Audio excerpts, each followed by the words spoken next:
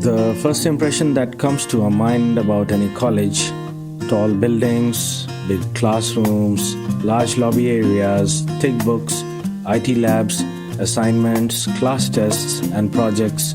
Nothing besides that. Every hour, minute, second spent here help us carving and shaping our persona, cultivating innovative mindsets for the challenging world.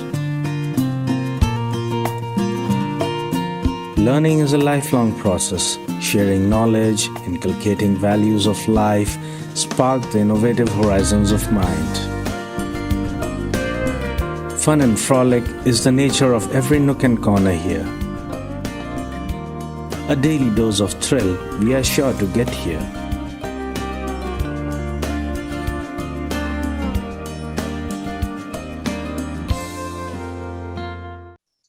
A very good morning to one and all present today. I, Mudita Raj, Assistant Professor, Media School, Delhi Metropolitan Education, Noida, welcome you all to this session on Vinod Dua as we pay tribute to the non-conformist journalist. I welcome our special guests, Dr. Manaswini Yogi, OSD, Delhi School of Journalism, and Mr. Vijay Trivedi, Editor, Univarta. I also extend my warm welcome to Professor Dr. Amrish Saxena, Dean DME Media School, and Professor Dr. Susmita Bala, Head DME Media School, students and faculty members of DME to this session. I also welcome all our viewers who are watching us live on Facebook. I would like to take a moment and introduce Delhi Metropolitan Education to our viewers. Delhi Metropolitan Education, DME, is an A-grade premier educational institute affiliated to Guru Gobind Singh Indraprasth University, New Delhi, and approved by the Bar Council of India. The institute offers BBA, BA LLB, BBA LLB, and BA JMC programs. DME believes in imparting world-class education to its students while training them to develop and enhance their skills.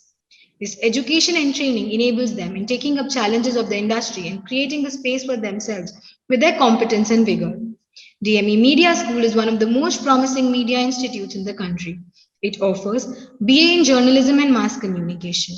It is recognized as a school focused on the growth of its faculty and students through academic and co-curricular activities. Major flagship events and the initiatives of the school include VG Varghese Guest Lecture Series, Peer-to-Peer FDP, International Film Festival SIFI, International Conference ICAM, Vritika Convention of Media Students, and newly added to the list is Vibrant India Series, VIS. Now I request Professor Amrish Saxena to take the session forward. Over to you, sir. Thank you, Mudita. So, as it's known that we have convened this program to pay tribute to Vinod Dua, who was a very tall journalist, very seasoned journalist, and he was a journalist, as we have titled this program, a non-conformist journalist. In journalism, obviously, the kind of streams which are there, though journalism is considered to be a profession which is where the journalists are supposed to be unbiased, have to be non-partisan, have to be impartial, have to be balanced. But then obviously one basic job of a journalist which we have received from our legacy is that we have to raise our voice as a journalist where the things are going wrong. And here there are a lot of times wherein there is a clash, there is a confrontation with the people sitting in the establishment. So there are journalists who follow their own path and who practice the journalism the way they think that journalism should be practiced, even if that amounts to some kind of conflict with the people sitting in the establishment. So if we look at the whole stream of journalists from my generation, obviously the things have changed over the years for the last 5 to 10 years because of so many factors, because of political reasons, because of the technological reasons, because of the advent of internet. So things have changed a little bit, but then one thing has not changed. The basic essence of journalism has not changed in this country. So with this note, I will start this program की जो journalism का जो मूल सार है, जो उसका मूल तत्व है, वो उसी तरह से रहना चाहिए और उसमें उन सारे लोगों को के लिए हम ऋणी हैं जिन्होंने उस जर्नलिज्म की उस फाउंडेशन को उस आधारशिला को रखने में हमारी मदद की है। तो विनोद दुआ इसी तरह के एक जर्नलिस्ट थे जिन्होंने ऐसे टाइम पे जर्नलिज्म की फाउंडेशन रखी जब समाज को उसकी बहुत जरूरत थी। आज जिस भी तरह का समय हो, लेकिन 80s और 90s में भी जिस तरह का टाइम था, जिस जिस दौर से देश गुजर रहा था, जिस तरह की इंफॉर्मेशन की रिक्वायरमेंट थी लोगों के लिए, और जिस तरह की जिम्मेदारी थी पत्रकारों के ऊपर, उस जिम्मेदारी को निभाते हुए जब ओपिनियन पोल और एग्जिट पोल का दौर शुरू हुआ, जब बहुत ज्यादा पॉलिटिकल इनस्टेबिलिटी थी, स्थायित्व तो नहीं था राजनीतिक रूप से। अगर हम देखें 80s में देखें, इंदिरा गांधी की, हमारे जो फॉर्मर प्राइम मिनिस्टर है, उनकी हत्या हुई, राजीव गांधी ने टेक ओवर किया, फिर बहुत समय तक, क्योंकि जर्नलिज्म और पॉलिटिक्स का बहुत ही गहरा नाता है। तो जो पॉलिटिकल 89 में जिस तरह की चीजें हुई, 91 में बहुत ही टर्मोइल का समय था, और ऑब्वियसली फिर ग्लोबलाइजेशन हुआ, लिबरलाइजेशन हुआ, all this impacted journalism in one way और द अदर। उस दौर में बहुत ही संतुलित होके, बहुत ही बैलेंस होके और लोगों की आवाज को आगे लाके जो पत्रकारिता करने का काम था, वो विनोद दुआ जी ने किया।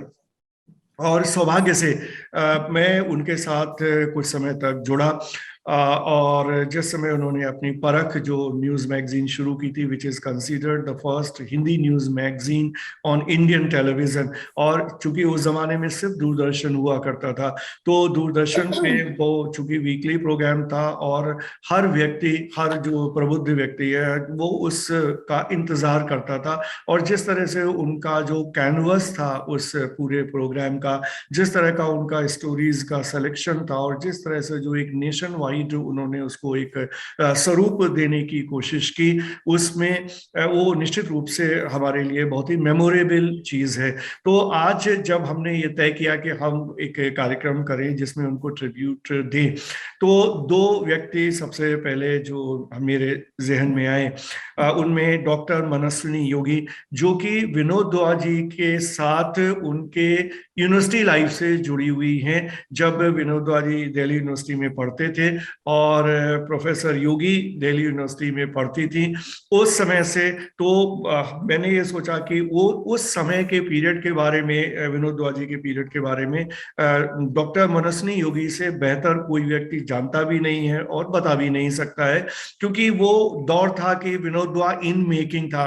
हर आदमी इवॉल्व करता है, हर आदमी की एक ग्रोथ होती है। हम सभी ने की ग्रोथ हुई है पिछले 40 साल में, 30 साल में, 20 साल में। तो जो जहां से हम शुरू करते हैं और जहां तक पहुंचते हैं, तो जो शुरू करते हैं वो भी उतना ही इंपॉर्टेंट होता है। और जब आईपी कॉलेज में जर्नलिज्म मास कम्युनिकेशन का डिपार्टमेंट खुला, उस समय भी विनोद दुआ जी का उसमें बहुत बड़ा योगदान था। उसके बारे में भी हम जानने की कोशिश करेंगे कि जर्नलिज्म एजुकेशन में उन्होंने किस तरह का कंट्रीब्यूशन किया। और दूसरे हमारे इस कार्यक्रम में जो गेस्ट हैं, विजय त्रिवेदी जी, वो पत्रकारिता के क्षेत्र में बहुत ही जाना पहचाना नाम है। इतने एस्पेक्ट्स हैं विजय त्रिवेदी जी के जर्नलिज्म के, वो प्रिंट से लेके टेलीविजन तक, टेलीविजन से लेके प्रिंट तक, प्रिंट से फिर न्यूज एजेंसी तक। तो हर जो एस्पेक्ट है पत्रकारिता के, जितने भी डायमेंशंस हैं, उन्होंने उन सब में काम किया है, अच्छा काम किया है। लीडरशिप पोजीशंस पे काम किया है, क्योंकि लीडर की तो बहुत बड़ी जिम्मेदारी होती है पूरी टीम को दिशा देने की, पूरी पत्रकारिता को दिशा देने की। तो वो बहुत बड़ा काम विजय त्रिवेदी जी ने किया है। और विजय त्रिवेदी जी ऑथर भी हैं, और बहुत अच्छी पुस्तकें उन्होंने हम लोग को दी हैं, जो सभी को मैं रिकमेंड करूंगा, पढ़नी चाहिए।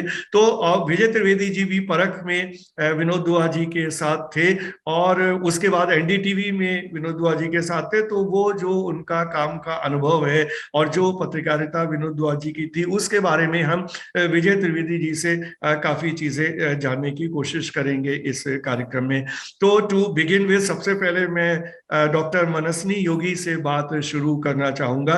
तो डॉक्टर मनस्विनी योगी, आप क्या कहना चाहेंगी विनोद दुआ इन मेकिंग के बारे में, और उसके बाद जिस तरह से उन्होंने जर्नलिज्म एजुकेशन को पर्टिकुलरली जिस तरह का योगदान दिया? धन्यवाद प्रोफेसर अमरीश सक्सेना। सबसे पहले मैं हाथ जोड़कर विनम्र श्रद्धांजलि श्री विनोद दुआ जी को देना चाहूँगी। वो, जैसे आपने कहा, मैं उनको 1974 से जानती थी। जब मैं मैं सेकेंड ईयर में थी, सिर्फ यूनिवर्सिटी से नहीं, मैं सेकेंड ईयर में थी। वो हंसराज में थे, मैं आईपी में थी। सबसे पहले मेरी मुलाकात उनसे हुई बिट्स पिलानी में, कल्चरल फेस्टिवल्स में। तो बिट्स पिलानी का कल्चरल फेस्टिवल मयूरी बहुत प्रसिद्ध था। तो सबसे पहले मैं सेकेंड ईयर में थी, वो भी वहाँ पार्टिसिपेट करने आए थे, क्योंकि वो गाते भी बहुत अच्छा थे और उनकी जो सबसे अच्छी वो थी, वो माउथ ऑर्गन बहुत बढ़िया बजाते थे। तो वो अपने म्यूजिक कंपटीशन के लिए आए थे, मैं प्ले कंपटीशन में गई थी। और इंद्रप्रस्थ कॉलेज और हंसराज कॉलेज का आपस में एक बहुत अच्छा सा गहरा सा अजीब तरीके का रिलेशन रहा, क्योंकि हमारा हिंदू और स्टीफन से इतनी नहीं बनती थी जितनी कि हंसराज से बनती थी, क्योंकि शायद वो वहाँ के स्टूडेंट्स और वहाँ की विचारधारा और वहाँ की एनवायरनमेंट हमें अपने कॉलेज जैसी नजर आती थी। उसके बाद उनसे मिलती रही, मतलब 3-4 साल तो बिट्स पिलानी में ही मिली। फिर वो हमारे कॉलेज में भी हम स्टूडेंट थे, और naturally he was an icon, क्योंकि वो माउथ ऑर्गन बजाते थे, सब सुनना बहुत पसंद करते थे। तो हमारे कॉलेज में भी कंपटीशन में आते रहे। फिर एमए में आए तो he was an English MA, I was doing philosophy MA from university of Delhi.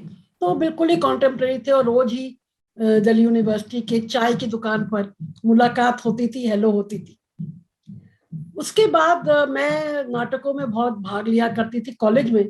तो एमए प्रीवियस में हमारी एक रति बार्थलोमियो, जो कि काफी इंग्लिश की फिर प्रोफेसर थी और ड्रामेटिस्ट भी, वो डायरेक्ट करती थी प्लेज, बाद में वो एनएसडी चली गई थी।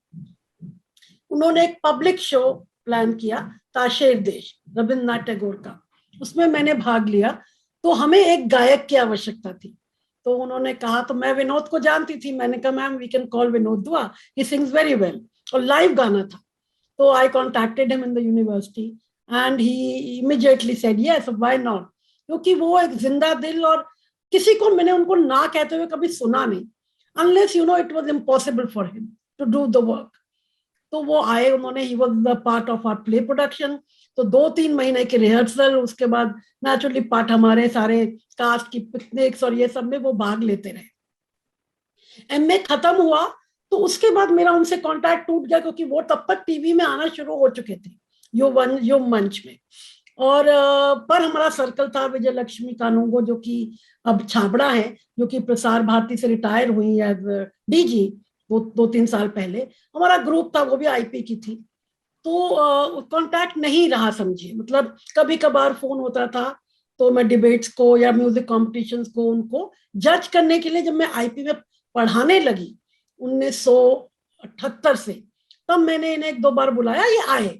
जबकि he had become a little busy, because उनका जर्नलिज्म का जो करियर था वो शुरुआत हो चुकी थी। तो आए। उसके बाद मेरा बिल्कुल कांटेक्ट खत्म हो गया।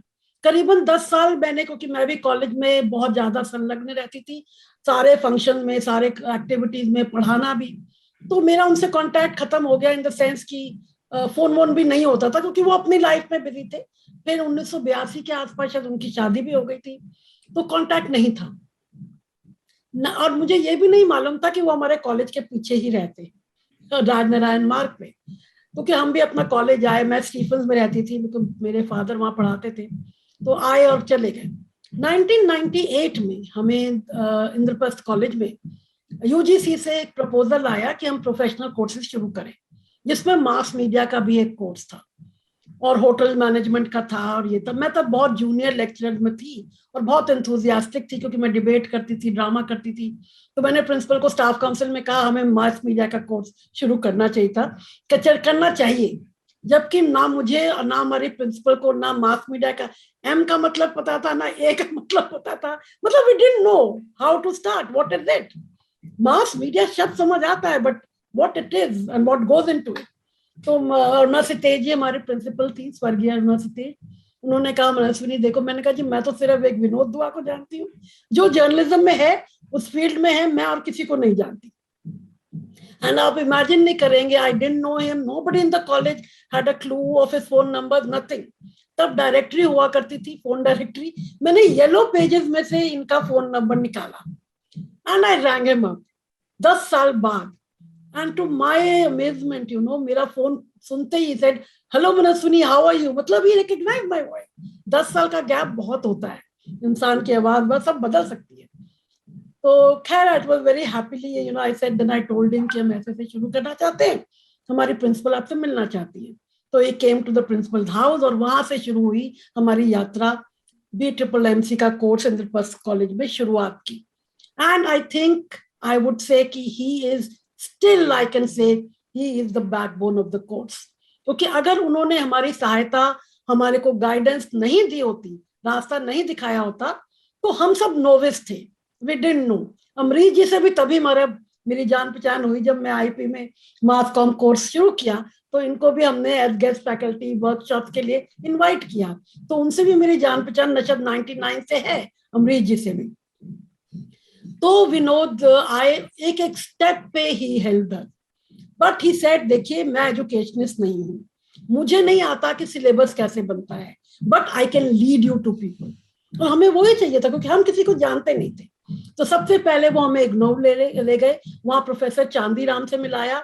उन्होंने हमें बताया कैसे बनाना है, कैसे स्टूडियो बनता है, क्या क्या आपकी जरूरतें होंगी, वहां मिलाया. चलिए वहां से हम आगे चले. फिर विनोद, हमने एक एडवाइजरी बॉडी बनाई, उसमें विनोद को एडवाइजरी बॉडी में हमने रखा. तो उसके बाद था जी फंडिंग कहाँ से आएगी, कॉलेज के पास तो फंडिंग इतनी नहीं है, तब 2 करोड़ भी बहुत होते थे, तो कॉलेज के पास फंडिंग नहीं है. खैर विनोद को बुलाया, तो उस विनोद ने हमें फिर मिलाया नमिता गोखले जी से, जो कि एक प्रख्यात राइटर है आज. तो नमिता जी से मिलवाया. उनके हस्बैंड सोनी टोक्यो में काम किया करते थे, उनकी डेथ हो चुकी थी. तो नमिता जी को विनोद कॉलेज लेके आए. तो this is how he helped us, he brought people to अस.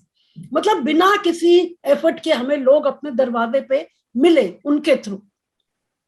नमिता जी को लेके आए. Namita ji was very impressed with us. मैं, रंगा कपूर जी और अरुणा सितेश पहली छोटी कमेटी में थे, बाद में एक्सटेंड हुई कमेटी.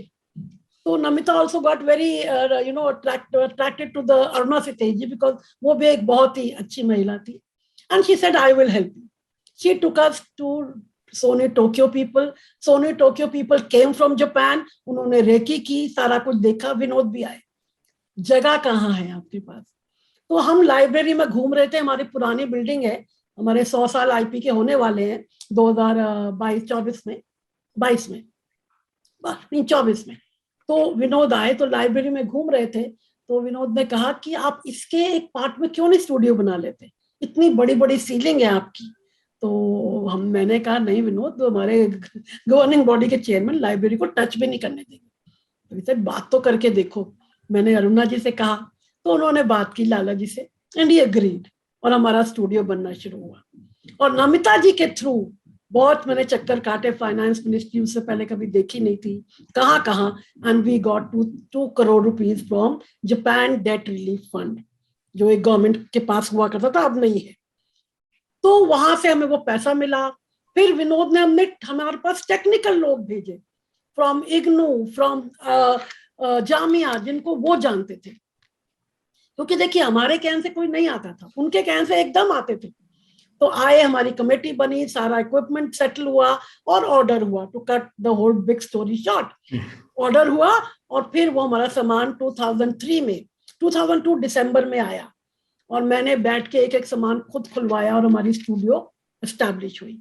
फिर हमने 2003 में उसका इनॉग्रेशन किया, जिसमें विनोद एक हमारे गेस्ट ऑफ ऑनर थे, और श्रीमती सुषमा स्वराज हमारी चीफ गेस्ट थी. और वहां से हमारा स्टूडियो शुरू हुआ. और उसके बाद तो जर्नी शुरू हुई.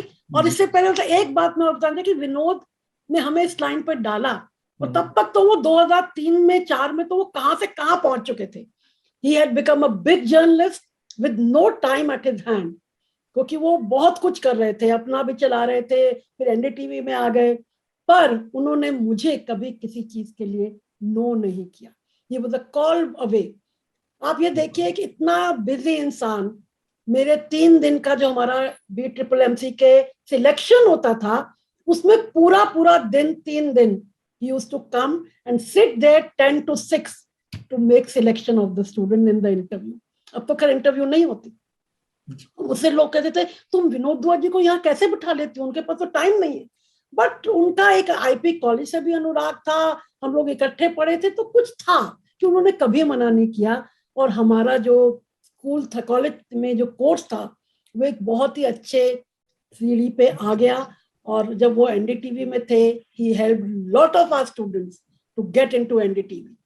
विजय जी भी जानते होंगे, हमारे बहुत एक टाइम था हमारे 25 बच्चे वहां थे, जूही त्यागी तो आज भी है, आकृति त्यागी बहुत दिन रही, खबरदार जो विनोद जी का प्रोग्राम था, वो आकृति त्यागी जो हमारे स्टूडेंट थी, अमरीश जी भी जानते हैं, उसने उसको प्रोड्यूस किया। And it used to be such interesting moments कि हमारी स्टूडेंट पढ़ी हुई विनोद जी के प्रोग्राम को प्रोड्यूस कर रही है। And he also used to, and he was a very जिंदा दिल आदमी, हंसी मजाक ह्यूमर उनका सबको पता है, ही वाज वेरी सटल सा ह्यूमर होता था। एंड इट वाज रियली, हमारे बच्चे एनडीटीवी में एंट्री किया, उसका श्रेय भी विनोद जी को जाता है। क्यों? इसलिए क्योंकि तब जामिया के अलावा एनडीटीवी किसी को नहीं लेता था, और हमारे तो अंडर ग्रेड्स थे, पोस्ट ग्रेड्स नहीं थे, पर विनोद ने उन्हें कन्विंस किया कि ये बच्चे उतने ही प्रतिभाशाली हैं जितने आपके पोस्ट ग्रेड्स आते हैं, और वहां पे हमारे बच्चे लगे और आगे बढ़े।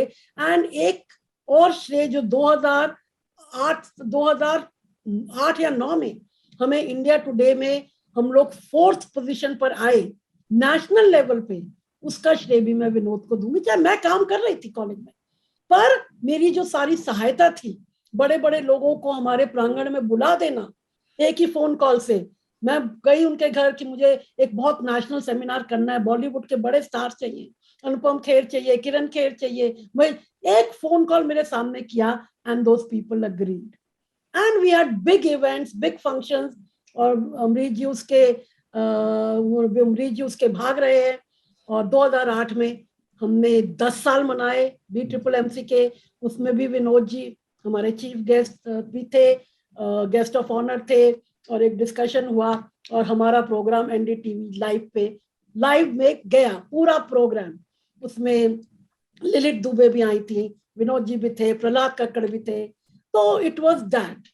और उसके बाद भी मेरा कांटेक्ट बहुत साल रहा, और मैं मतलब हमारे यहाँ जब मैं कहती थी छोटे से प्राइज डिस्ट्रीब्यूशन में मीट द मीडिया के शाम को भी वो आ जाते थे घंटे के लिए, मेरे पास मैसूनी गाड़ी नहीं है, मेरी वो गई है, तो मैं कहती चलो मैं आईपी, और वो पास ही था, मैं अपनी गाड़ी में ले आई, यूज्ड टू डू द, क्योंकि बच्चों के लिए बहुत ही उत्साहजनक होता था कि एक इतना बड़ा जर्नलिस्ट हमें आके प्राइज दे रहा है। जी, he was like that. And यहाँ पे डॉक्टर योगी, यहाँ पे मैं माफी चाहूंगा आपको रोकने के लिए। I know I can go on speaking. जी, आई नो कि आप you can speak on and on, but then हम विजय त्रिवेदी जी को भी सुनना चाहेंगे। सो विजय त्रिवेदी जी, आपका काफी गहरा नाता रहा उनके साथ प्रोफेशनल तरीके से। ऑब्वियसली जब हम किसी के साथ प्रोफेशनल तरीके से जुड़ते हैं, जैसे कि डॉक्टर योगी ने भी इतनी सारी चीजें बताई, तो जो उस व्यक्ति का व्यक्तित्व होता है, उसका जो काम करने का तरीका होता है, उसका जो पर्सनल टच होता है काम करने में, वो सारी चीजें भी हमें कहीं ना कहीं एक्सपीरियंस होती हैं। तो आपने विजय त्रिवेदी जी, किस तरह से विनोद दुआ से आपकी मुलाकात हुई, कैसे आपने काम शुरू किया, और जब काम के दौरान प्रोफेशनली पर्सनली आपके किस तरह के अनुभव हैं जो आप हमसे साझा कर सकते हैं? शुक्रिया अमरीश जी, आपका बहुत शुक्रिया कि आपने ऐसे मौके पर जब विनोद जी को श्रद्धांजलि दे रहे हैं मुझे याद किया।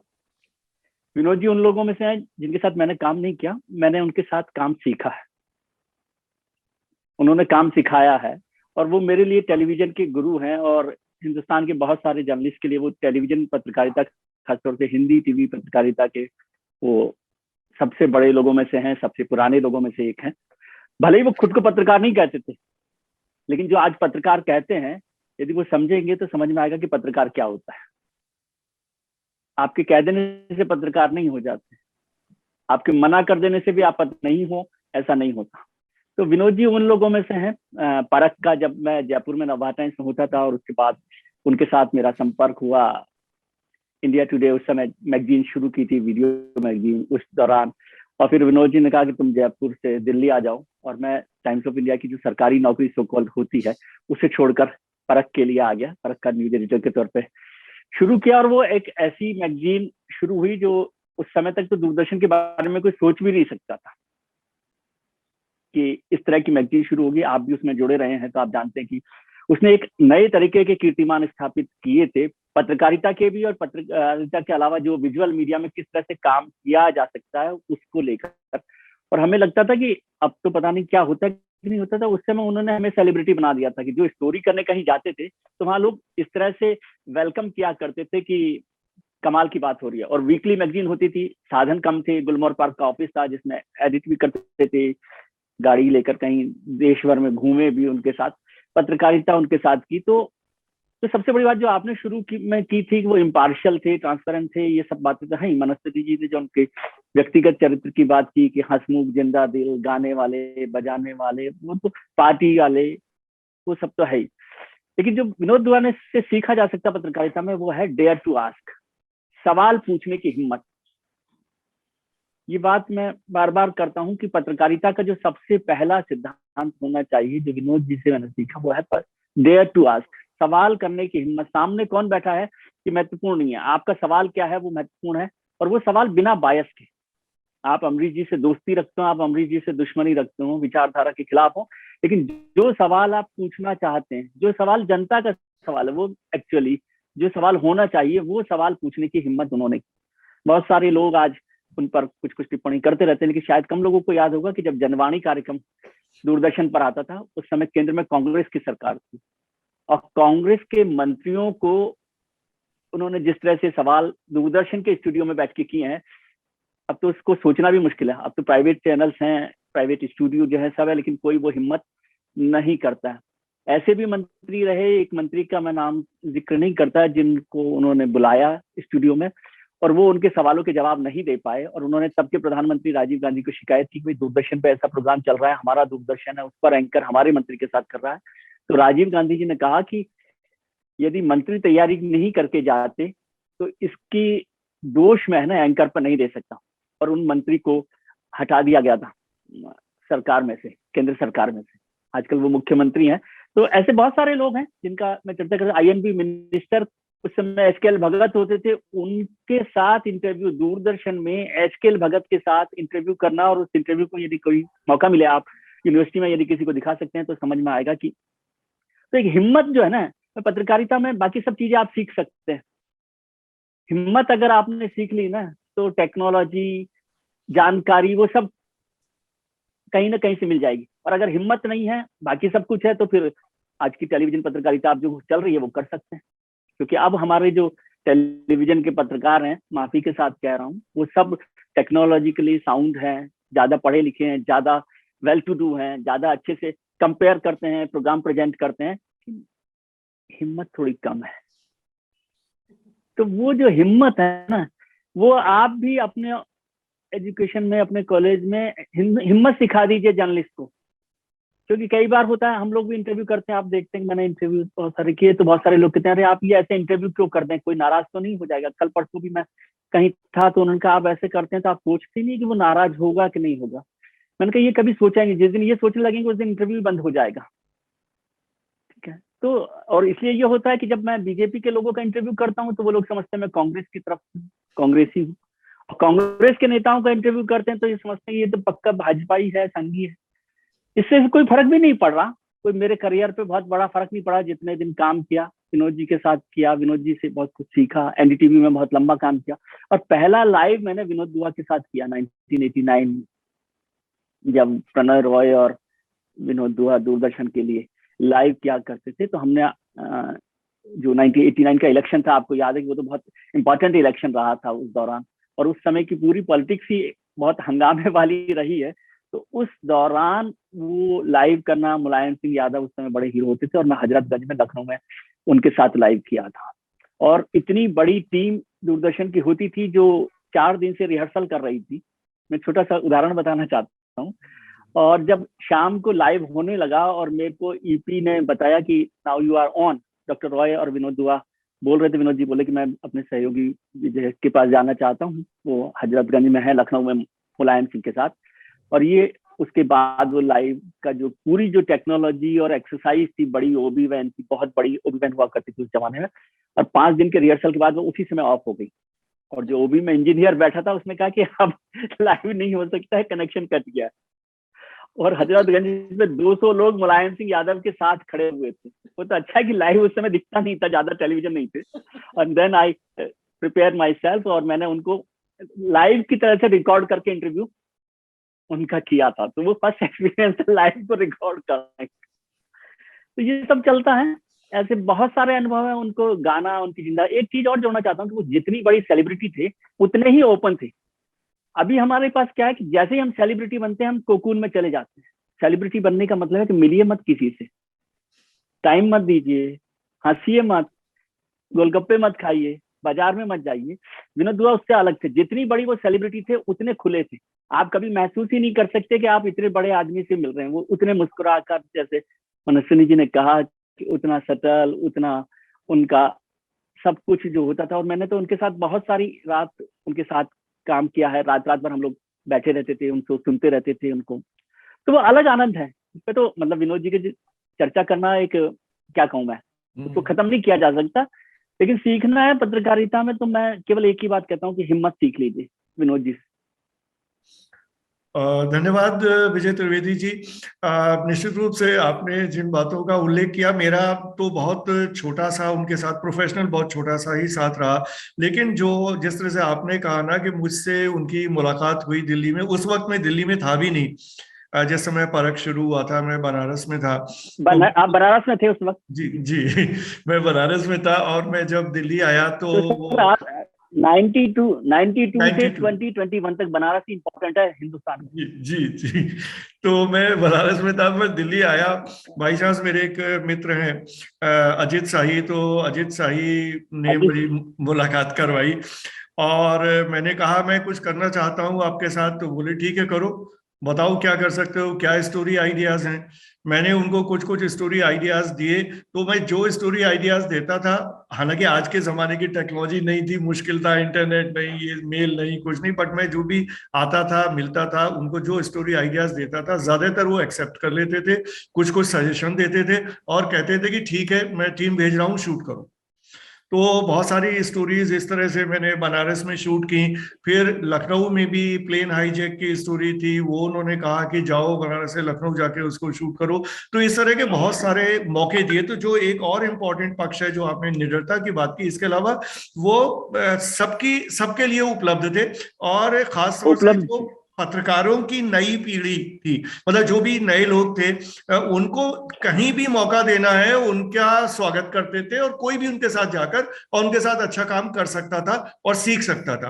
तो ये एक बहुत ही बड़ा गुण उनमें था। और जिस तरह से वो, मैंने तो आप तो मतलब बहुत अभिन्न अंग रहे हैं द कम्युनिकेशन ग्रुप का, पर जिस तरह से काम का माहौल मैंने वहां देखा, जितनी बार भी मैं जाता था, बैठता था, लोगों से मिलता था, जिस तरह का काम का माहौल था और जितनी फ्रीडम थी सारे लोगों को संस्थान में काम करने की, उनसे मिलने की, उनसे बात करने की, वो निश्चित रूप से अद्भुत थी।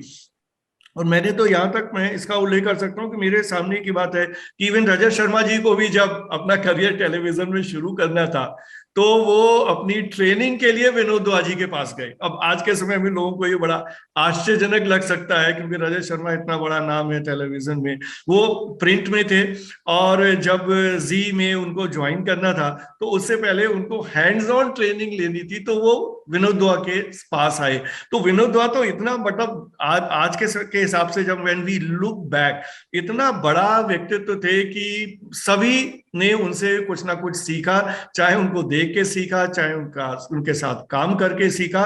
तो वो निश्चित रूप से बहुत ही बड़ा, बहुत ही सुखद अनुभव है मेरे लिए भी, और विजय त्रिवेदी जी के लिए भी, और डॉक्टर मनस्विनी योगी के लिए भी।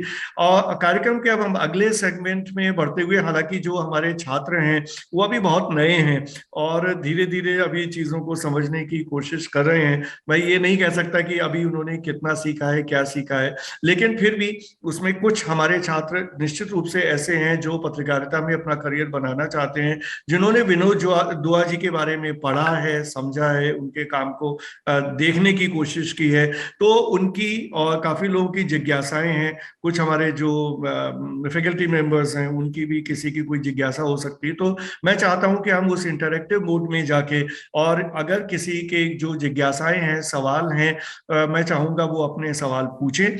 और मैं ये भी अनुरोध करूंगा विजय त्रिवेदी जी से और मनस्विनी योगी जी से कि अगर कि वो उनकी जिज्ञासाओं को जो भी उनका जवाब दे सकते हैं तो वो उनका जवाब देके उनका जिज्ञासाओं का समाधान करें।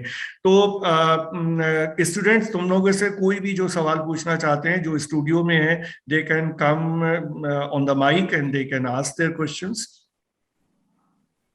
Good afternoon guest and faculty members. मेरा हमारे गेस्ट से दोनों से ये क्वेश्चन है कि एक तो विनोद सर जो हैं वो हमारे इन जर्नलिज्म के स्टार्टिंग के, जैसा आपने बताया, एक बैकबोन है। हम लोग नए हैं अभी स्टार्टिंग में और इस समय ऐसा हो गया है तो हम लोग के लिए एक बहुत ही बड़ा दुख की बात है। और मैं आप दोनों से ये क्वेश्चन पूछना चाहता हूँ, जैसे कि वो हर समय हर पॉलिटिकल पार्टी से कभी भी बिना डरे कोई भी क्वेश्चन पूछ सकते थे।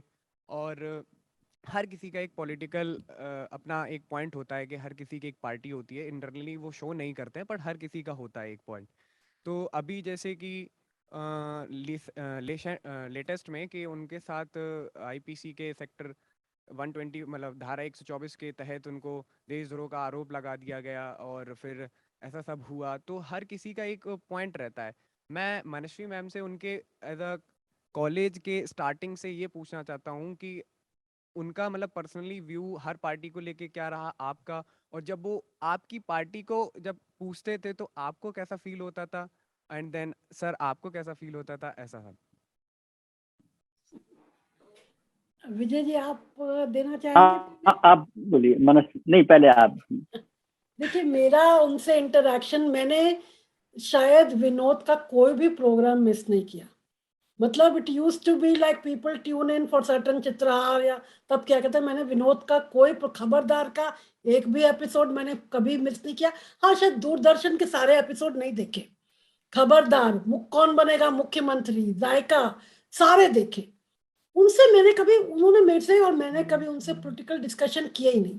पर यस, मैं उनसे ये कहती थी ये प्रोग्राम देखने के बाद कि तुम ही ये बोल सकते हो, कितनी बेबाकी के साथ, जैसे विजय जी ने कहा, बिना डरे। और वो आपको आश्चर्य होगा कि काफी अरसे तक मुझे ये समझ नहीं आया कि विनोद का अपना आइडियोलॉजी क्या है, पॉलिटिकल आइडियोलॉजी। वो कांग्रेसी है, वो सीपीएम का है, वो बीजेपी, कभी समझ नहीं आया। क्योंकि वो सही बात ट्रूथ बोलता था, चाहे वो किसी के अगेंस्ट हो, किसी के फेवर में हो, और बहुत बेबाकी से बोलता था। और दूसरा ये बेटा उनका ये था कि उन्होंने पत्रकारिता में ये सिखाया कि आम बोलचाल की भाषा में इतनी सहजता से बोलो कि दूसरे के दिल में उतर जाओ। आपने मतलब अगर आपको चांस मिले उनके जायका के प्रोग्राम देखिए, वो पटरी पे बैठ के, अगर वो पटरी पे बैठ के, फुटपाथ पे बैठ के इंटरव्यू करते थे और उनके साथ खाना खाते थे।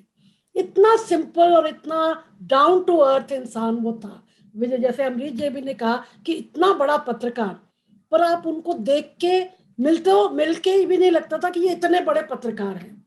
जैसे हम जानते हैं कि बहुत पत्रकार हैं जिनको आप जानते भी होंगे, पर आप उन्हें मिले तो you will feel a lot of distance कि ये हमारे बराबरी के नहीं है जी, ये तो बहुत बड़ी चीज है।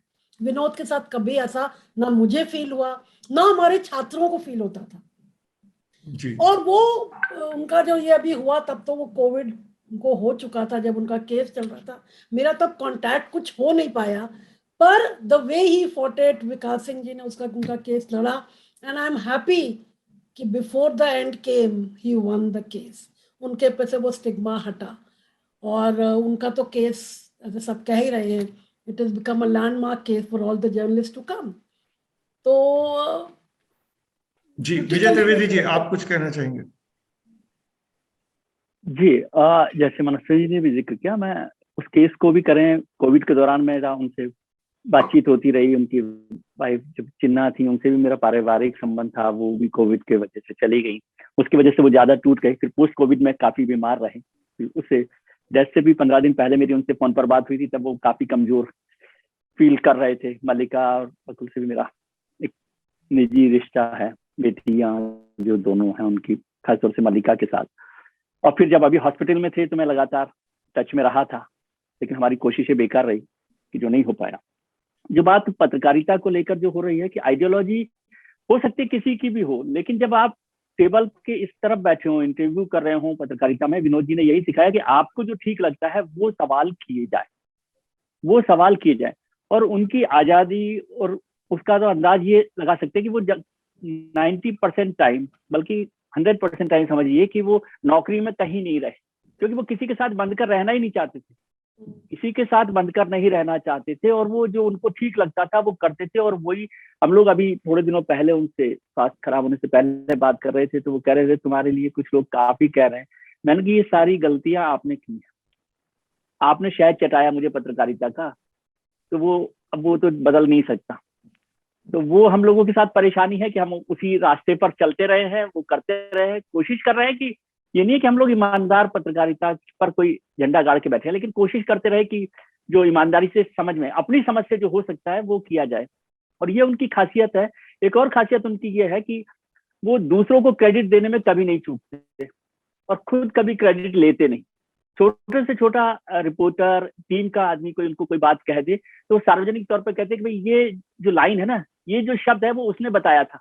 मान लीजिए उन्होंने प्रोग्राम में कोई एंकरिंग में कोई शब्द बोला और किसी ने कहा कि ये बहुत अच्छा बोला, तो वो आपको सार्वजनिक तौर पर भी कह देंगे कि नहीं नहीं ये उसने बताया था, अमरीश जी ने बताया था या विजय ने बताया था, कोई और। लेकिन उन्होंने जो काम किए, जैसा अमरीश जी ने जिस बात का जिक्र कर दिया, वो कभी क्रेडिट नहीं लेंगे कि मैंने किसी को इतना बड़ा बना दिया। एक बहुत बड़ा प्रोग्राम चला जो उनके स्टूडियो में बना, जिसका मैं साक्षी हूँ, जो आज भी दुनिया मतलब हिंदुस्तान के बड़े प्रोग्राम में से है। वो प्रोग्राम डिजाइन एक एक स्टेप विनोद दुआ ने बनाया, लेकिन कभी सार्वजनिक तौर पर उन्होंने ये नहीं किया।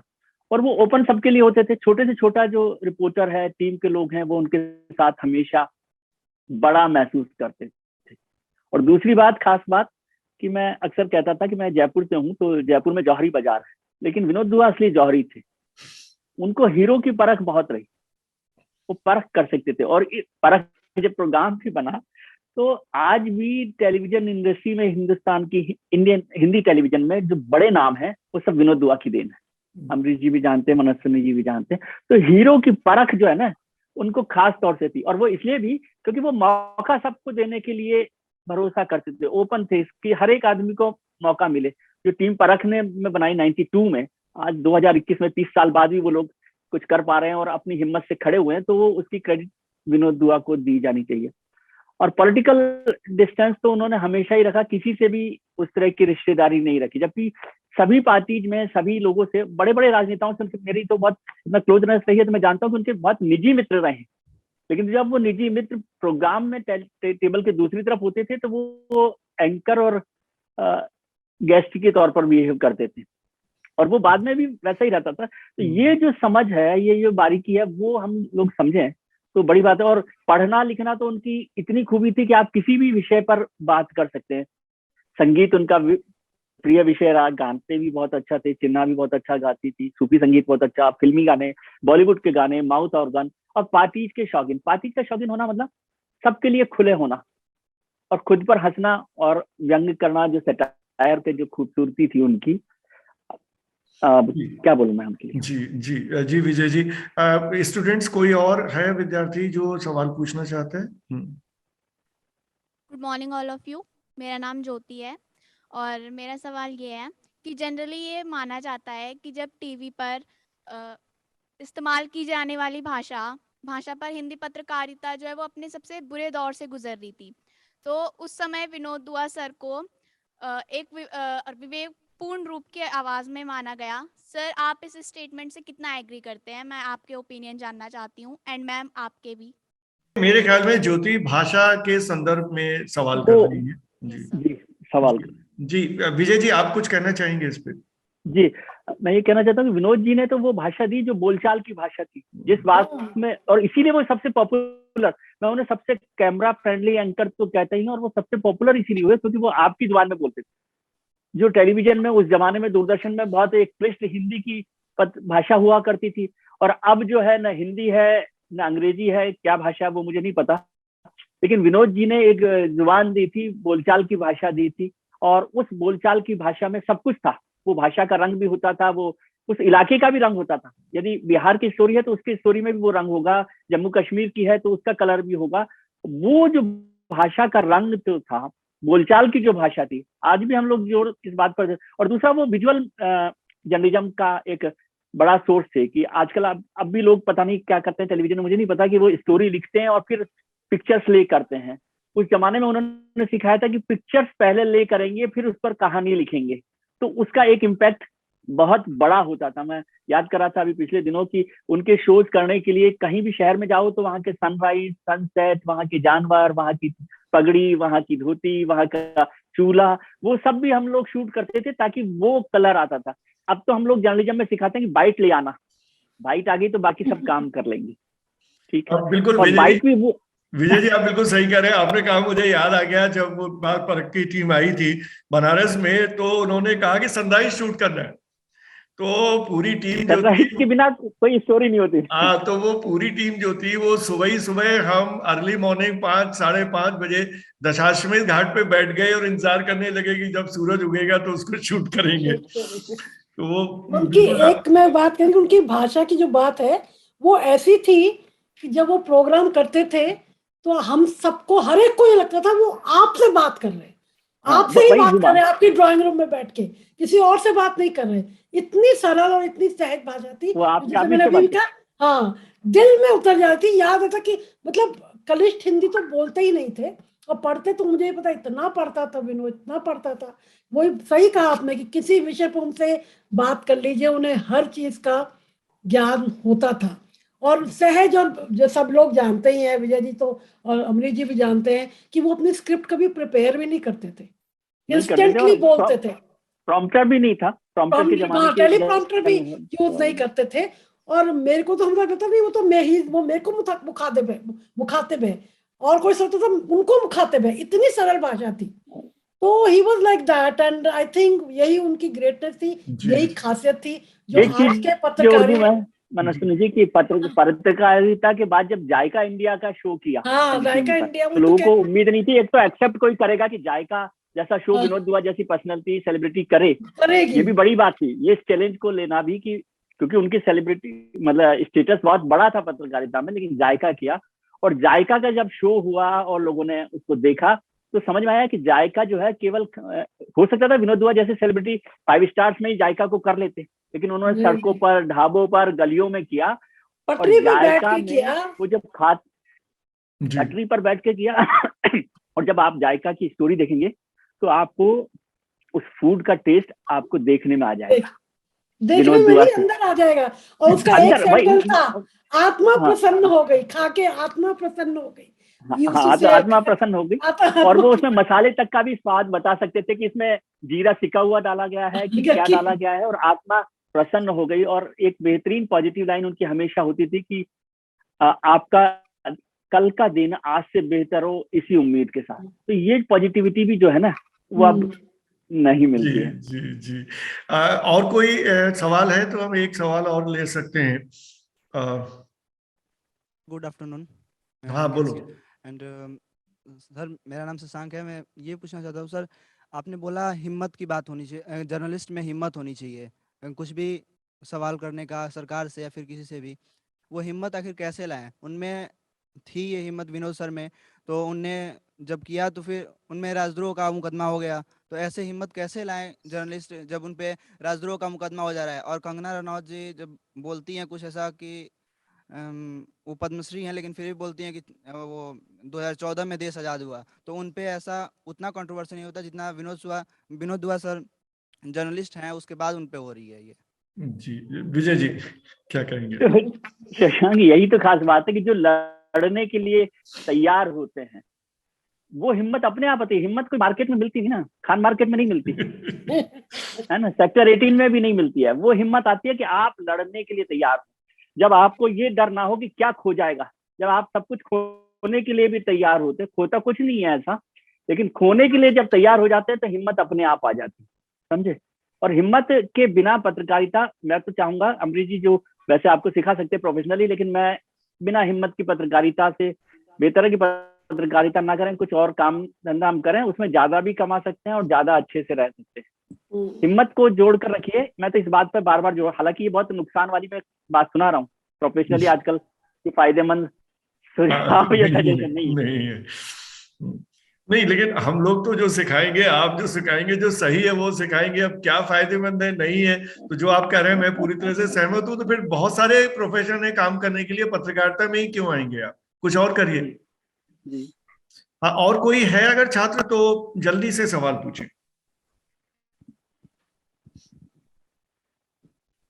गुड मॉर्निंग सर, मेरा नाम शिक्षा है और विनोद दुआ सर ने अपने स्टार्टिंग करियर में यूथ के ऊपर काफ़ी सारे प्रोग्राम्स बनाए, बट उनका एक प्रोग्राम था जो इलेक्शन एनालिसिस पे हुआ, जिसकी वजह से उन्हें काफ़ी ज़्यादा फेम मिली। तो सर, जो पॉलिटिकल इश्यूज़ हैं उससे अभी तक भी विनोद दुआ सर मतलब काफ़ी सराउंडेड रहे हैं, काफ़ी ज़्यादा लाइमलाइट में रहे हैं। तो पॉलिटिकल इश्यूज़ और उनकी लाइफ का जो रिलेशन है, हम उसके बारे में ज़्यादा जानना चाहेंगे आपसे। मतलब क्या रोल प्ले करता है जो पॉलिटिकल इश्यूज है उनकी लाइफ में। पॉलिटिकल इश्यूज पे तो जब जो डिस्कशन जो करते थे अभी विजय जी ने भी कहा, हमने भी कहा, आप वो कांग्रेस को इंटरव्यू कर रहे हैं तो लगेगा कि ये कांग्रेस के हैं या नहीं है, या उनको करे तो वो किसी विचारधारा से कभी मुझे तो लगा नहीं कि वो बहुत ज्यादा प्रभावित है। उन्होंने अपनी हर एक आइडियोलॉजी से अपने को अलग रखा और हर एक से सटीक और कठिन प्रश्न पूछे जिसका उत्तर उन्होंने मांगा, और इसीलिए उनको कई लोग लाइक भी नहीं करते थे क्योंकि वो बहुत खुले उस मन से और साफ प्रश्न पूछा करते थे जो लोगों को हर्ट भी करते थे, but doesn't matter, that was how he was. और आई थिंक ऐसी ही पत्रकारिता की आवश्यकता है, जो आप यंगस्टर हैं, ऐसी ही पत्रकारिता की आवश्यकता है, बेबाक होकर बिना डरे, जो होगा वो तो होगा, पर आप अपना काम तो सही ढंग से करें। जी, कोई और सवाल है ऑनलाइन वालों का या स्टूडियो वालों का तो लें, नहीं तो हम फिर कार्यक्रम की समाप्ति की ओर बढ़े। सभी फैकल्टी मेंबर्स को और सर मैम, आप सभी को मेरा नमस्कार। सर, मेरा नाम यश जोशी है। सर, जैसे कि अमरीश सर ने स्टार्टिंग में कहा था कि आप सर की पुस्तकों के बारे में पूछ सकते हैं। सर, मेरा सवाल विजय सर से है। सर, आपने बीजेपी पे स्टार्टिंग से ही 3 किताब लिखी हैं, जैसे कि कल, आज और आजकल, और उसके अलावा आपने लिखी थी कि हार नहीं मानूंगा, और उसके अलावा आपने योगी आदित्यनाथ पे भी लिखी थी कि युग युग योगी। तो सर, मेरा सवाल है कि सर, यस सर, सो ठीक है, तुम्हारा सवाल समझ में आ गया। विजय जी, आप क्या कहेंगे? जी,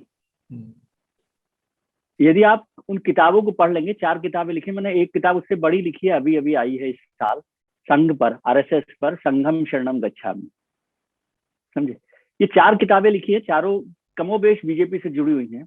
यदि आप चारों में से कोई भी किताब पढ़ लेंगे तो शायद आपको अपनी जो आशंका है ना उसका जवाब मिल जाएगा, ठीक है। और भुवनेश्वर में मैं किसी किताब के सिलसिले में एक प्रोग्राम कर रहा था, तो आप जैसे ही किसी मित्र ने, प्रिय मित्र ने, एंकर ने पूछा मुझसे कि आपने 4-4 किताबें बीजेपी पे लिख दी, अब तो आपको राज्यसभा का टिकट मिल जाना चाहिए था। मैंने कहा राज्यसभा का टिकट का तो नहीं पता मुझे, लेकिन मेरे आरएसी के टिकट कंफर्म नहीं हुए आज तक।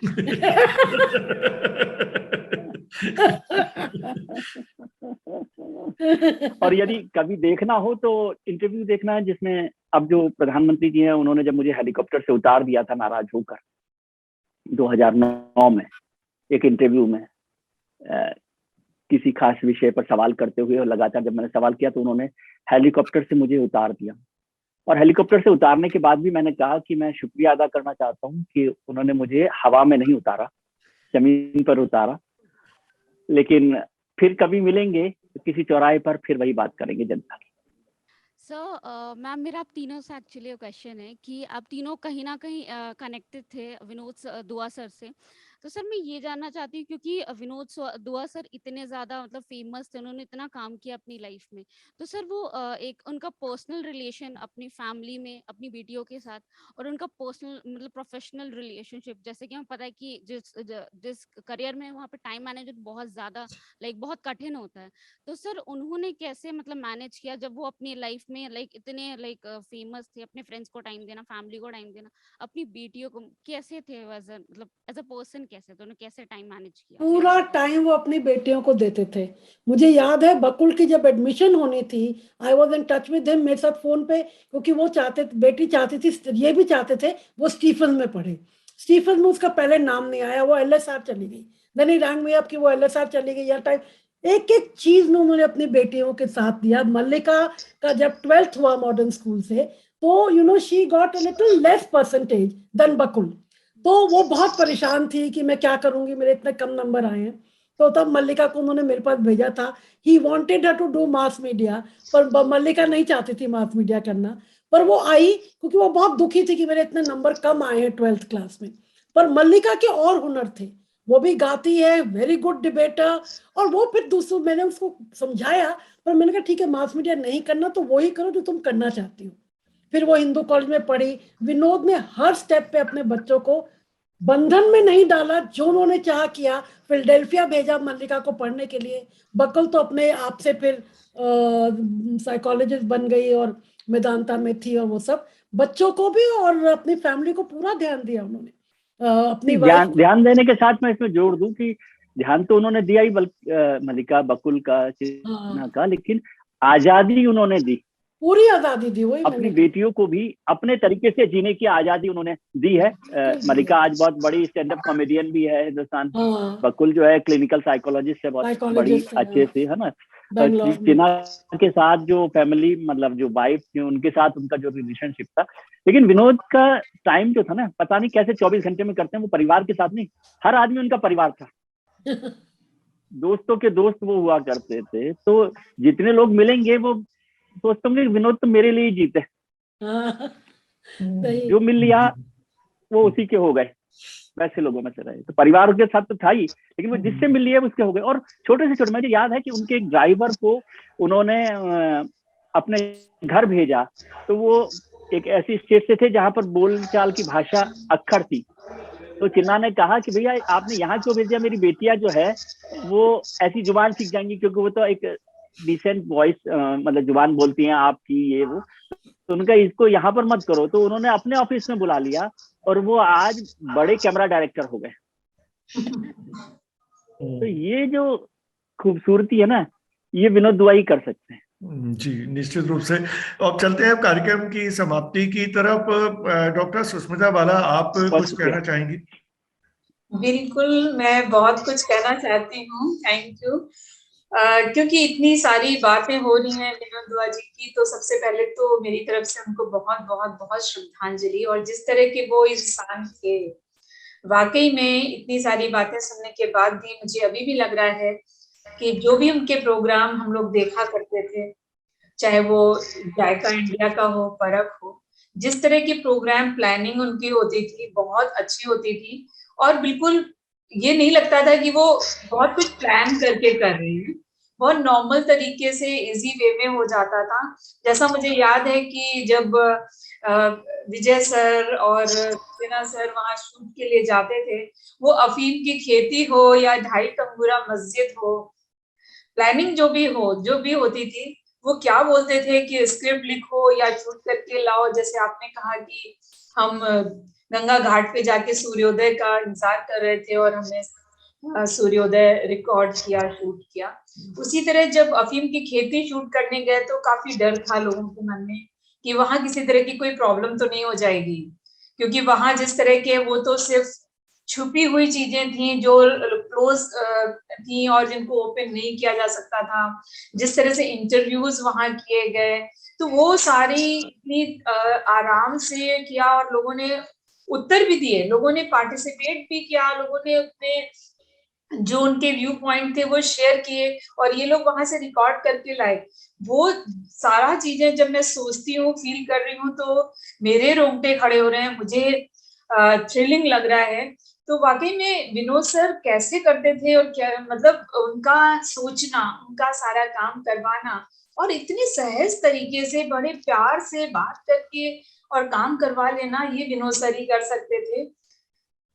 विजय जी ने कहा कि वो डेयर टू आस्क, तो वाकई में अगर आप में हिम्मत है तो आप कुछ भी कर सकते हैं। उसमें डरने से और ये कि हमारे सामने कोई प्रॉब्लम आ सकती है, ये सोचने से कुछ नहीं होगा। हमें करना है तो करना है, और जब कर लेते हैं तभी आप आगे बढ़ते हैं, तभी आपकी हिचक हटती है, आपको डर अंदर से खत्म होता है, तभी हम ज्यादा कुछ अच्छी तरह से कर सकते हैं। और उनके बारे में जितना आप बोलिए उतना कम है, क्योंकि इतनी सारी चीजें हैं, इतनी सारी तरह के काम उन्होंने प्रोग्राम्स बनाए, बहुत सारे प्रोग्राम बनाए, अलग अलग टेस्ट के, अलग अलग मूड के प्रोग्राम्स थे। लेकिन वाकई में उनकी भाषा बहुत संतुलित, सहज और अच्छी होती थी, जो सभी को अपील करती थी। जैसे मैम ने भी कहा, मनस्वी मैम ने भी, विजय सर ने भी, कि वो बिल्कुल सबके लिए अपने थे और अपनों की तरह कभी किसी को ये फील ही नहीं हुआ कि वो हमारे साथ, हम किसी ऐसे दिग्गज के संग में, बेबाक पर्सन के साथ में काम करें, कभी वो कुछ तो बोल नहीं देगा। लेकिन ऐसा नहीं था, वाकई में बहुत ही बेबाकी से इन्होंने काम किया, बहुत ही पारखी और जुझारू पत्रकार थे, और वाकई में परख जो उनमें थी, उसी लिए उन्होंने परख बनाया और परख में इतने सारे एपिसोड किए। बहुत इंटरेस्टिंग था। स्टूडेंट को चाहिए कि अगर वो कभी उनको मिले देखने को तो जरूर देखें। हमारे पास कुछ थोड़ा बहुत होगा, वो हम जरूर कभी कोशिश कर सकते हैं दिखाने की, लेकिन सारा नहीं है, क्योंकि उस समय ऐसा कोई तरीका नहीं था कि हम उसको कर सकें। तो ये बहुत बड़ी कुछ विडंबना है कि हमारे पास सारी चीजें नहीं है। अगर कहीं होगा तो विजय सर कुछ हेल्प कर सकते होंगे तो वो हमें मिल जाएगा। हाँ, विजय जी से की सहायता ले सकते हैं। अगर कुछ हमें वो कन्वर्ट कराना पड़ेगा, या आपने कुछ कन्वर्ट कराए होंगे यूमेटिक से, तो हम आज के छात्रों को दिखा सकते हैं कि वो किस तरह की स्टोरीज थी। वो हाई बैंड का जमाना था यूमेटिक का। लो बैंड पर भी हम लोगों ने विनोद जी के साथ काम किया। लो बैंड पे किया, फिर हाई बैंड पे किया। फिर मेरे पास है, लेकिन वो सारे यूमेटिक टेप में सारे रखी हुई हैं काफी सारी चीजें, तो उनको कन्वर्ट कराना होगा। तो अब हम चलते हैं कार्यक्रम की समाप्ति की ओर। बहुत सारी बातें हुई और हम कितनी भी बातें उनके बारे में कर सकते हैं, खासतौर से विजय जी के साथ और युगी मैम के साथ। इतने तरह के अनुभव हैं, मेरे भी सीमित होते हुए भी बहुत तरह के अनुभव हैं। जो जैसे अभी बात उनके व्यक्तित्व की हो रही है, एक चीज मुझे याद आ रही है, जब मैं पहली बार उनसे मिला, जो ये ग्रीन पार्क में, जो सीरी फोर्ट के सामने वाला गुलमोहर पार्क वाला ऑफिस था, गुलमोहर पार्क, हाँ, गुलमोहर पार्क वाला जो ऑफिस था, तो एक चीज मुझे कल्चरल शॉक लगा। मतलब I have no hesitation in saying, क्योंकि मैं ज्यादातर टाइम अपनी लाइफ में लखनऊ रहा, बनारस रहा, इलाहाबाद में रहा, तो जिस तरह से हम बात करते थे उस समय, जो मेरी जिस तरह की वो थी, मतलब जिस तरह की चीजें थी, अब मैं वहां ऑफिस में जब गया तो पता लगा हर आदमी विनोद विनोद कर रहा है। तो मुझको बड़ा बुरा लगा यार कि ये बताइए, इतने विनोद दुआ इतने बड़े जर्नलिस्ट हैं, कोई विनोद जी बोल ही नहीं रहा है, हर विनोद विनोद का किसी बात हो, हाँ अभी विनोद, फिर आवाज लगाते थे विनोद को। बड़ा बुरा लगता था यार कि इतनी बड़ी पर्सनैलिटी, इतना बड़ा व्यक्तित्व, आप उसको फर्स्ट नेम से ऐसे सीधे सीधे पुकार रहे हैं। बट देन आई रियलाइज कि उन्होंने इतना कंफर्ट जोन में सबको रखा था कि चाहे वो छोटा हो बड़ा हो, सब उनको पहले नाम से, फर्स्ट नेम से पुकार सकता था, उनके साथ बात करता था। तो ये जो कंफर्ट की बात है कि आपके सारे सहयोगी, वो किसी भी आपसे जूनियर हो सीनियर हो, सबको आप बराबर समझें और उनसे बराबरी का व्यवहार करें, उनको ये मौका दें कि वो आपसे उसी तरह से व्यवहार कर सकते हैं। ये बहुत बड़ी बात थी आज से 20 ऑलमोस्ट 30 इयर्स बैक, उससे क्रिएटिविटी बढ़ती है ना, उससे क्रिएटिविटी बढ़ती है किसी भी आदमी, जब आप उसको कंफर्ट जोन देते हैं तो उसकी क्रिएटिविटी को भी आप यूज करते हैं। तो मैं तो अपने ही अनुभव से बता रहा हूँ कि मुझे इनिशियली शॉक लगा, क्योंकि हम तो वो परंपरा थी कि बिना किसी को सम्मान दिए, बिना जी बोले उसका नाम ही नहीं लेते थे। तो अब लगा कि नहीं, ऐसे भी हो सकता है, ऐसा भी माहौल हो सकता है किसी न्यूज रूम में, किसी न्यूज सेटअप में। सो इसके साथ ही हम इस कार्यक्रम को समाप्त करते हैं। विजय जी, आपका बहुत बहुत धन्यवाद कि आपने इतने व्यस्त शेड्यूल से अपने ये इतना समय हमारे लिए निकाला और हमारे साथ इस कार्यक्रम में रहे। मनस्वी योगी जी भी 11 बजे तक व्यस्त थी सुबह से, उसके बाद उन्होंने टाइम निकाला और इस कार्यक्रम में शामिल हुई। हम आपके बहुत ही आभारी हैं कि आप हमारे साथ इस कार्यक्रम में जुड़े, और हमारी जो नई पीढ़ी है, उसके बाद तो एक कई पीढ़ियां निकल गई विनोद जी की पत्रकारिता से, कम 2 या 3 पीढ़ियां निकल गई जी 3। तो अब इस पीढ़ी को भी उनके बारे में इस कार्यक्रम के माध्यम से कुछ जानने और समझने का मौका मिला। और अंत में मैं अपनी श्रद्धांजलि एक बार फिर से देना चाहूंगा विनोद दुआ जी के लिए, और हम चाहते हैं कि उनकी जो लीगेसी है वो इसी तरह से सुरक्षित रह सकती है। मैं समझता हूं कि जैसे विजय जी ने कहा कि हम और निडर पत्रकार अगर पैदा कर पाए तो वही उनकी लेगेसी होगी कि और हिम्मत वाले और निडर पत्रकार हो जो हमारे समाज के लिए, देश के लिए कुछ अच्छा कर सके। इसी उम्मीद के साथ, इसी भावना के साथ मैं इस कार्यक्रम को समाप्त करता हूं। सभी लोगों का बहुत बहुत धन्यवाद। नमस्कार। बहुत शुक्रिया। In DME, we believe in engagement and empowerment of students. And since the time this COVID-19 struck in 2020, we intensified this whole process. For the education sector, it was a big challenge. At DME, our small dynamic team decided to take this challenge head on. We organized different kind of programs, different webinars wherein the distinguished people from the industry and other walks of life, they are invited to interact with the students. We try to keep them engaged in taking out newsletter, writing stories, editing stories, and not only that, they make posters, they make cartoons, they write pieces for the newsletter. Mentoring Cell at DME is a very unique feature in the ecosystem of education. While the subject teachers forge the knowledge domain strongly, it is the mentors who reach out to students in difficult times. During pandemic, when our students faced loss of their loved ones, home isolation, and several other family issues, mentors ensured that students remain cheerful, lively, and stay connected with us. We have ensured that our students are treated with compassion, warmth, and gentle touch. And it has been our endeavor to treat all the academic activities of our students, which includes PSDA, internal assignment, and various other curricular activities accordingly. Research Cell also pays huge emphasis on interdisciplinary nature of research. In order to promote this, the research centers of the Research Cell were also motivated to join with each other and conduct research activities for students, faculties within DME and outside DME. While the strong academics and great industry connect is building great lawyers, media persons, and managers at DME, we at Mentoring Cell are enabling these future leaders to be compassionate, emotionally strong, and resilient for any times to come. We empower the students. All the schools of DME, they have their students council. In DME Media School, this council is part. They organize the program themselves, they take their own decisions, and they mobilize the students for all the good cause. Art has the power to unite and connect during the times of crisis.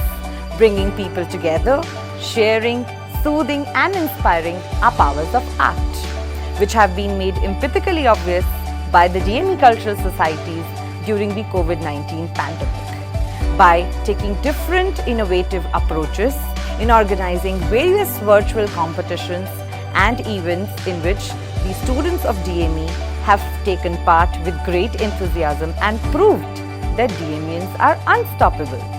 Care with compassion is motto of DME. During Corona period, we were always with our students. Their well-being is primary for us.